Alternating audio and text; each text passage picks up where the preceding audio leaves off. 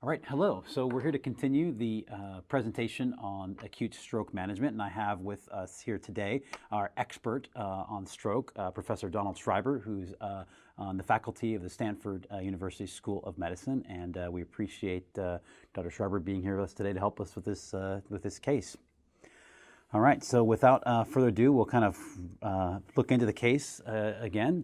Again, this is a patient by the name of Ralph. He goes by the nickname of Gramps. He's a 53-year-old male, and he's brought in by family. He's been noted to be not moving, and he's had decreased responsiveness, so he's not answering as much. And we'll go ahead with the first video here. Are you going to be able to help him? What's his name? Ralph, but everybody calls him Gramps. Hey, Gramps, can you tell me what happened? Sir, can you squeeze my hand? Can you squeeze? Was he complaining of any headaches? No, I talked to him last night. Nausea, vomiting? No. Your grandfather on any medications? No. Does he take aspirin? No, he hates pills. Okay, well, Dr. Schreiber, so we see in that first video that this patient seems to have come in directly from home. He has a family member there helping with some of the historical questions. He appears to not be able to move at least one side of his body, and he's not responding very well to the questions that the doctor is posing, which kind of brings up a very kind of introductory and general question about the approach to stroke patients. What are some of the critical historical questions to answer when you're taking this initial history of a patient you suspect of having an acute ischemic stroke? Well, when you see someone with a suspected stroke, the most important thing to do is get a sort of description of the symptoms, and in particular the time of onset. So that's important because a stroke by definition is an acute neurological deficit onset at a specific time and related to a cerebrovascular problem. So your history is going to focus on time of onset. The next most important piece is the time that the patient was last seen to be well, because that perhaps is going to guide some of the therapeutic options that we're going to discuss later. So the time the patient was last seen to be normal. And that can be difficult if the patient wakes up in the morning and the symptoms are noted apparent. So last seen normal is then by definition assumed to be the time the previous evening before the patient went to bed. So that's how we define when the patient was last seen normal. The next important thing to ascertain in the history is associated symptoms such as headache, nausea and vomiting, trauma, syncope, or seizures that may have accompanied or precipitated the event. Finally, you're going to get further history depending on what your differential diagnosis might be, because there is a differential diagnosis related to perhaps stroke mimics that we'll also talk about a little bit later. And finally, if you really strongly suspect a stroke, then you're also going to want to get further history related to comorbidities and concomitant diseases and medications that the patient is currently taking. Sure. So I think that's very comprehensive, Don. A very kind of a good description of your initial history and the approach to these patients. Basically, you want to kind of establish some kind of history at the time of onset, any associated symptoms. You're going to start thinking about a differential diagnosis in terms of other non-stroke causes of the patient's symptoms, and then, of course, a possible past medical history, including their medications. And these are obviously all going to have very important impact on how we treat these patients and their possibilities in terms of their the cause of their symptoms. All right, so continuing on to the next clip. Let's get a CBC, PT, PTT, platelet count, fibrinogen type and cross 4 units. Team's on alert. Malik, record the BP. Stick of glucose, alert radiology that we're coming in for a non-contrast head CT. BP is 185 over 110. IV, labetalol, 15 mgs. Okay, so you see the kind of progression of care with this patient after the initial history, and you see that the doctors are kind of considering treatments at this time as well as kind of further workup after taking that initial history.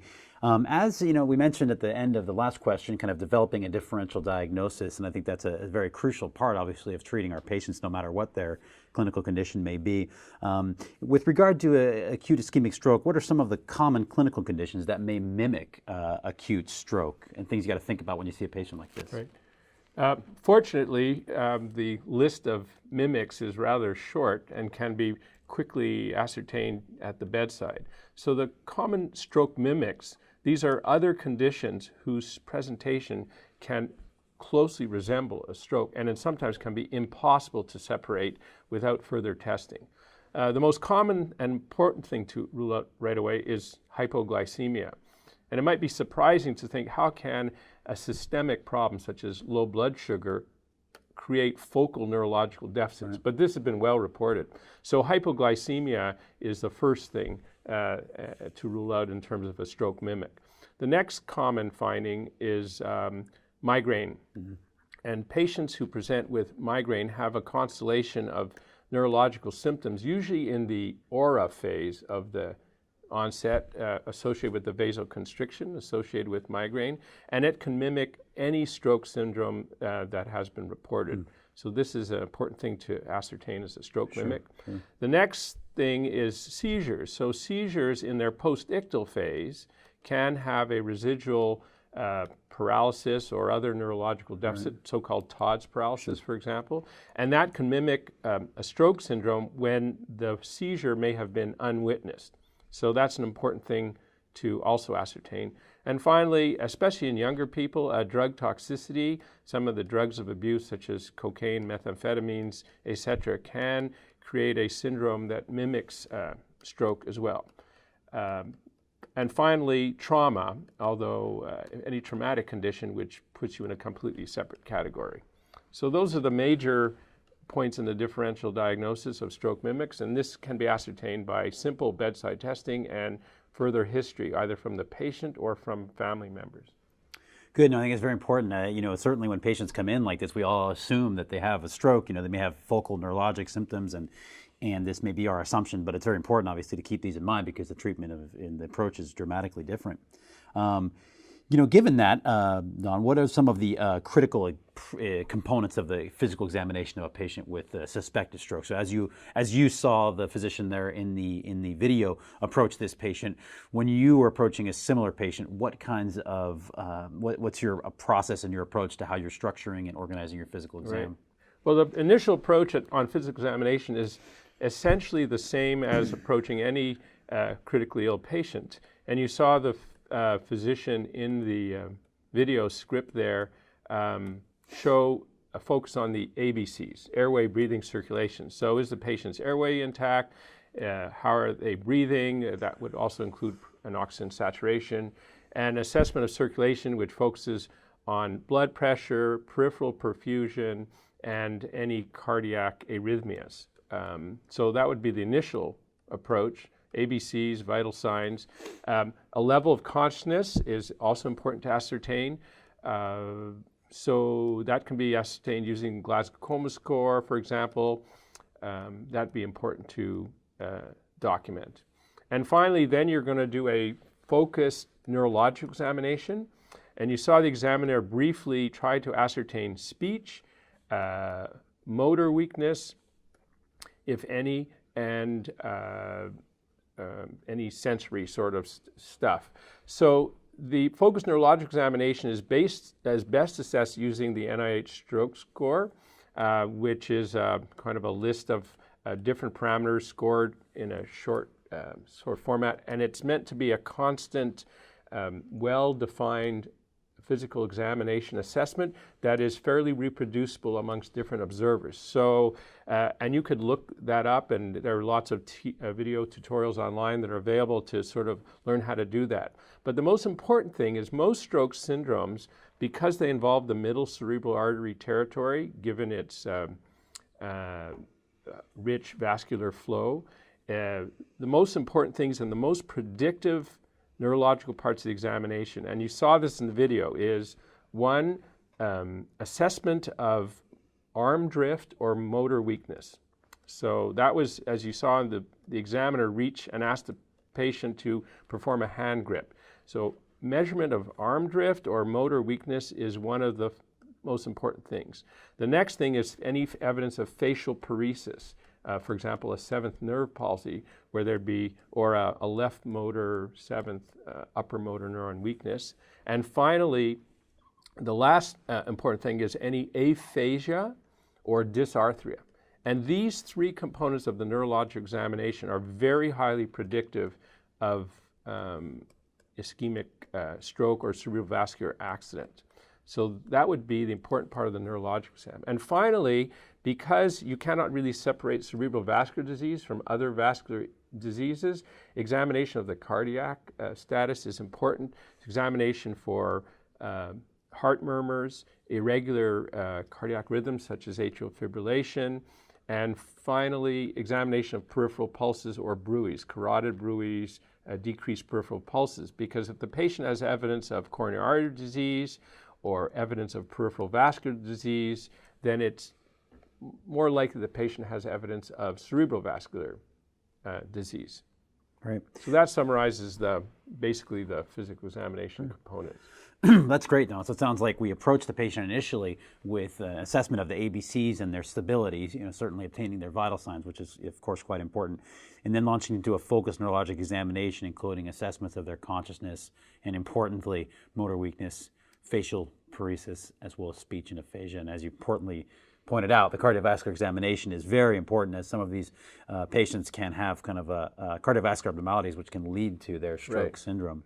And I just wanted to add a little bit. It's for those medical students who are out there, they recognize that a neurological examination with all those fancy little tests is quite detailed and very hard to perform properly.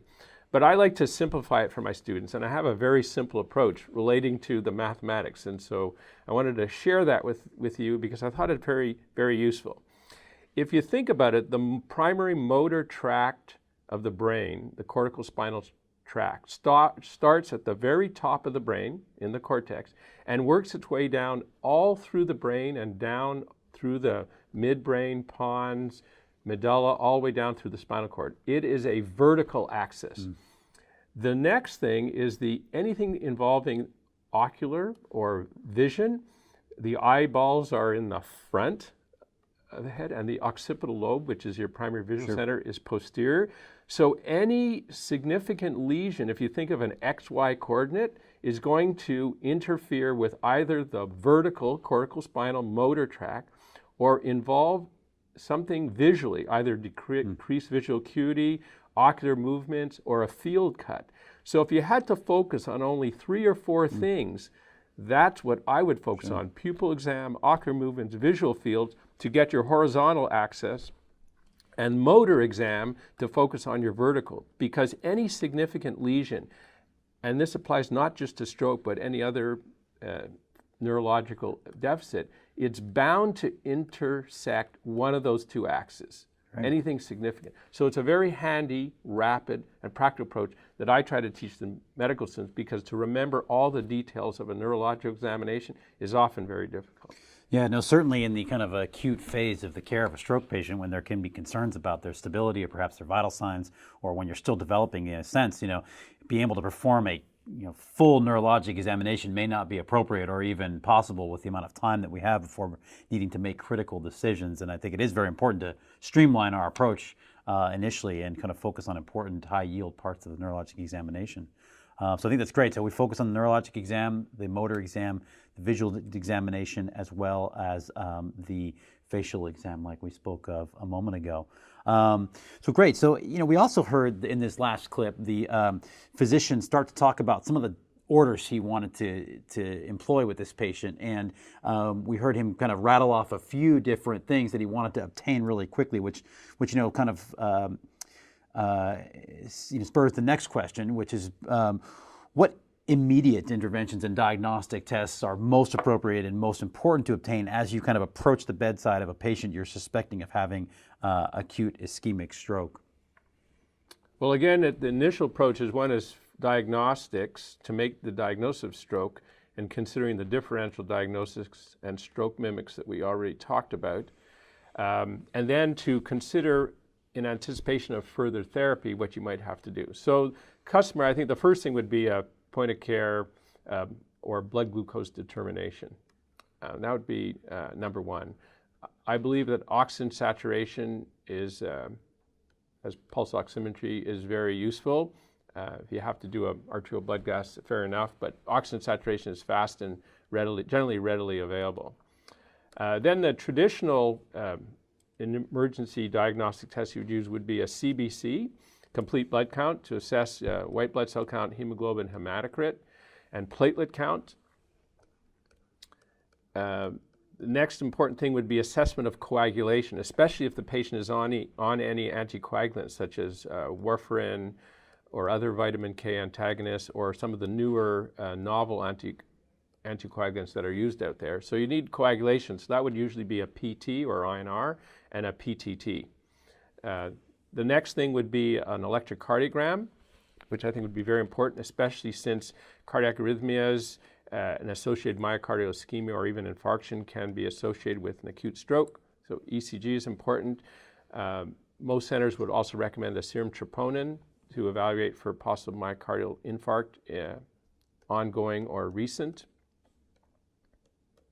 And then basic electrolytes, BUN, creatinine.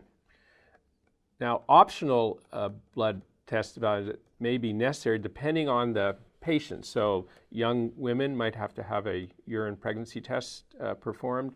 If, again, in the differential drug toxicity is considered, then drug abuse and panel or alcohol levels might be helpful. Liver disease might be in the differential as well in terms of comorbidities, so liver function tests. And then further testing depending on, again, mimics. If you really think a seizure is, then you'd have to consider EEGs and other tests down the line. But the first diagnostics are those first few tests that are outlined here on our list. Great. And I think we heard in the video some of these things being called for by the physician, but certainly very important to assessing our potential stroke patients early on. As we kind of think about these stroke patients, I think that in the back of our heads, we're all thinking about imaging. How do you kind of look at what's going on here and find out really if there's something you can point your finger out on a CAT scan to say, is this a stroke? So, what the next question that this kind of brings up is, what is the role of a head CT in these patients who are presenting with acute focal neurologic findings? How do we use the CT to kind of guide care and manage these patients? Right. Well, the CT head is used for both diagnostic purposes and also somewhat prognostic purposes. So it really is essential to get one, and the primary reason for it is to differentiate whether the patient has an intracerebral hemorrhage or an ischemic stroke, because that will guide further management. It is impossible to really differentiate the two clinically. Some people say, well, headache and vomiting and rapid loss of consciousness is more associated or more likely to be associated with an intracranial hemorrhage. But the reality is there's so much overlap in the symptoms that it is almost impossible to reliably differentiate the two without an imaging study. And the easiest imaging study to obtain is a non-contrast CT of the head. At some centers, of course, they have rapid availability of MRI, and that is useful if it's available, because that can give a lot more information to help the diagnostician as well as the clinician. This is something that's actually a little bit counterintuitive. I always thought, when I was in medical school and growing up, that the CAT scan was used to actually diagnose the presence of a stroke, such that you could actually look at the film and say, oh, there it is, there is a stroke. But it sounds like in this case, we're more kind of trying to rule out the presence of hemorrhage. Exactly. Well, the interesting thing is, in the early studies, especially with the early thrombolytic trials in stroke, when they were first being evaluated, the earliest changes in the CT, it's very similar to an electrocardiogram. A patient can be having a myocardial infarction and have a normal initial ECG, and we all know that. Well, the same thing with a CT head. Patient can be having an ischemic stroke, and the initial CT scan is absolutely normal. And that's been well reported. In fact, in the early thrombolytic trials, you wanted the CT scan of the head to be normal because any CT abnormalities were more likely to prognosticate complications of thrombolytic therapy in the early trials. So interestingly, the initial finding of a CT head done within minutes to hours after symptom onset can be absolutely normal. Interesting. And so hemorrhage, of course, is a different issue, and hemorrhage is readily seen on a CT head, and you'd want to identify intracranial hemorrhage. CNS tumor might be present, although that is a little less likely to present acutely. There's usually some longer prodrome of clinical symptoms going on by the time the patient presents, but nevertheless, CNS tumor or other CNS lesions may become will be apparent on the CT head scan and not be appreciated clinically because of the overlap. So it sounds like the take-home message here is that there are thought to be clinical differences in terms of the presentations of patients between hemorrhagic stroke, perhaps CNS tumors, and then ischemic stroke, but there's so much overlap potentially in these clinical diagnoses that differentiating based on the examination and history alone is impossible.